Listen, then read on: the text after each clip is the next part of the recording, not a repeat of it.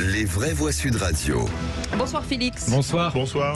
Et les trois mots sont surprise, euthanasie et classement. Visite surprise de Joe Biden à Kiev. Le président des États-Unis redit son soutien indéfectible aux Ukrainiens. Il promet de nouvelles livraisons d'armes. L'aide active à mourir nécessaire selon les 3/4 des participants à la Convention citoyenne sur la fin de vie. Et puis le classement sans suite de l'enquête visant Éric Coquerel. On l'a appris il y a quelques minutes. Le président LFI de la Commission des Finances était accusé par la militante gilet jaune de gauche Sophie Tissier. Enquête classée sans suite finalement. Les vraies voix Sud Radio.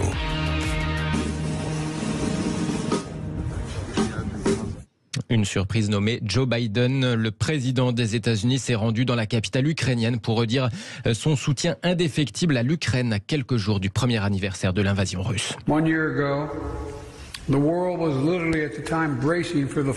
Il y a un an, le monde se préparait littéralement à la chute de Kiev, peut-être même à la fin de l'Ukraine. Un an plus tard, Kiev est debout et l'Ukraine est debout. La démocratie est debout.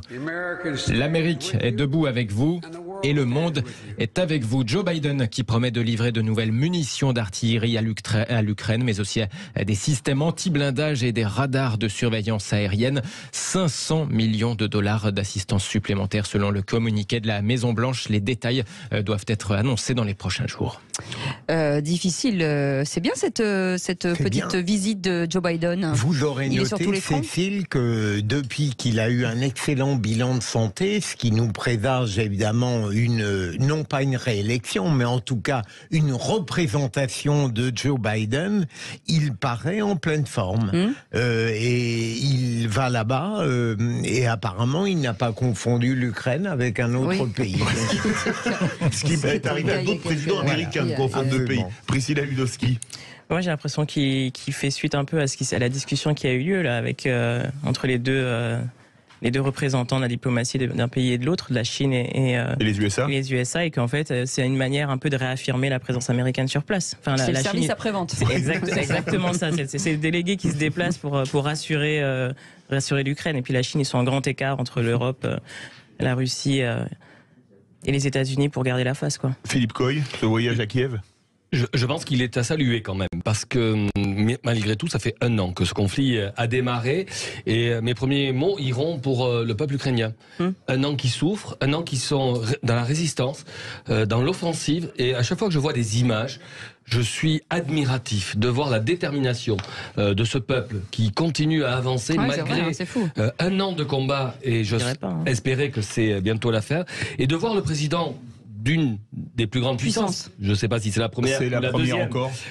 Se déplacer, c'est un bon signe de soutien que l'on doit tous saluer et qu'on doit tous continuer à applaudir. Autre sujet, la Convention citoyenne sur la fin de vie se dit favorable à une aide active à mourir. Félix. C'était hier lors d'un vote au Conseil économique, social et environnemental. Après 3 mois de débat, à 75% des suffrages, les participants à cette Convention citoyenne se sont prononcés majoritairement en faveur d'une aide active à mourir. Autre question qui était posée à ces 184 citoyens tirés au sort. Ils estiment à 84% que la législation actuelle ne permet pas de répondre à la diversité des situations rencontrées sur les fins de vie. Des résultats qui laissent dubitatif le numéro 2 des Républicains, l'eurodéputé François-Xavier Bellamy. Je suis opposé à l'euthanasie, mais indépendamment de cela, je voudrais dire un mot sur la méthode. J'ai une réticence de principe sur ces conventions citoyennes dans lesquelles on tire des gens au sort. Pour moi, le lieu des débats, c'est d'abord le Parlement, où siègent des gens qui ont été élus pour nous représenter. Et moi, je ne me sens pas représenté par une convention citoyenne constituée de gens qui parlent en mon nom, mais au nom de quoi? Qu'on a enfermé dans une salle sans qu'on nous explique quelle est la procédure requise pour aboutir à ce résultat. François-Xavier Bellamy, vice-président d'LR, invité ce matin du petit déjeuner politique de Patrick Roger sur Sud Radio. Ça, c'est une info qui va faire plaisir à Priscilla Ludowski. Ça m'a fait un peu grincer, j'avoue. Non, mais après, il parle de méthode, mais il remet en question les méthodes de démocratie participative. Enfin, il le prend comme une menace, alors ça peut être un apport au débat public, quoi. Mais Priscilla, est-ce qu'un sujet aussi, on va dire, intime, il n'y aurait pas une seule voix, c'est le référendum? Il faudrait que ça se conclue par un référendum. On a une assemblée de personnes qui débattent. L'idée, c'est que ça se poursuive dans la sphère plus vaste et que ça se termine par un référendum où les gens pourraient donner leur avis. Ça vous choque, vous, Philippe Bidja, cette convention citoyenne? Non, mais autant j'étais partisan du RIC, hein, c'est bien cela, référendum d'initiative citoyenne. La mesure la plus importante proposée par les Gilets jaunes, autant je discuterais la méthode, parce qu'elle est typiquement macronienne. C'est-à-dire qu'on a plusieurs instances, Cécile, de prétendues réflexions. La Convention citoyenne, on aura un dîner le 22 février, et puis évidemment, il y aura le Parlement quand on pourra discuter de tout ça. Comme si en réalité, à aucun moment, on avait une assemblée qui est capable de mettre ensemble des positions contraires. Moi, ça m'inquiète, cette succession de pensées un peu lier. Il faudrait les lier, effectivement. Oui, je suis un peu d'accord avec Philippe. Un peu, parce que franchement, vous m'avez traité d'enfant passage tout à l'heure. Donc, je vais pas oublier, monsieur le professeur. Non, juste pour dire que ce qui me gêne un peu, c'est pas la méthode, c'est qu'aujourd'hui, il faut ouvrir beaucoup de cercles de réflexion qui, quand ils sont ouverts, que ce soit des citoyens ou là, le CESE qui vient organiser ce débat. D'ailleurs, ça fait plusieurs fois que le CESE prend des positions de société. Il y a quelques semaines, c'était sur la légalisation du cannabis, qui rendait un avis favorable. Donc, il y a eu la Convention citoyenne sur le climat, etc. Sort d'une torpeur. Non, mais tout ça pour dire que toutes ces instances, c'est de l'action qu'il nous faut derrière. Parce que la fin de vie est un vrai sujet. Ça fait des années qu'on en entend parler. Ça, malheureusement, il y a des souffrances derrière, il y a des familles, et que forcément, arrêtons des conclaves de discussion, prenons des actions et peut-être qu'il y a quand même aussi des hommes et des Est-ce qu'on a les résultats? Je dirais une petite nuance. Non, mais il y a quand même des hommes et des femmes politiques dans ce pays qui sont élus dans toutes les instances pour représenter le peuple. Alors aujourd'hui, est-ce qu'on décrédibilise toute la représentation nationale? Est-ce qu'on crée ici ou là des groupes de réflexion qui amènent leurs projets? Il y a notamment le CESE qui est normalement la 3e chambre pour cela dans ce pays. Donc à un moment, j'ai peur qu'on se perde en considération de réunion, la réunionnite aiguë. C'est vrai qu'on ne sait plus qui réfléchit à quoi là.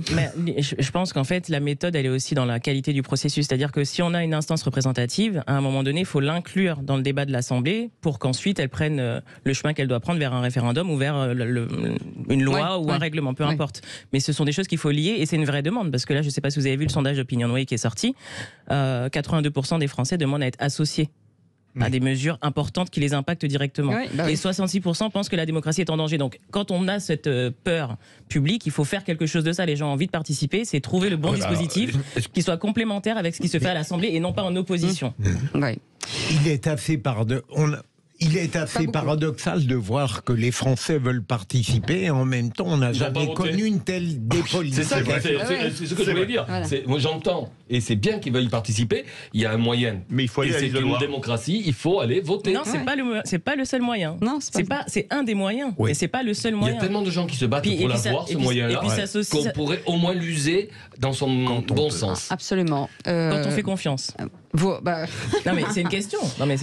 On va y aller. Pas confiance, voilà, ça donne l'abstention. On en reparlera. Vous restez avec nous. Tout de suite, on termine avec ce classement sans suite de l'enquête visant Éric Coquerel. Un petit mot, peut-être dessus. Oui, enquête ouverte en juillet pour des soupçons d'agression et de harcèlement sexuel. Le président insoumis de la commission des finances de l'Assemblée nationale avait été accusé par la militante gilet jaune de gauche Sophie Tissier. Finalement, l'a appris il y a quelques minutes. La procédure a fait l'objet d'un classement sans suite pour infraction insuffisamment caractérisée. C'est ce qu'a indiqué le parquet de Paris à l'agence France Presse. Voilà.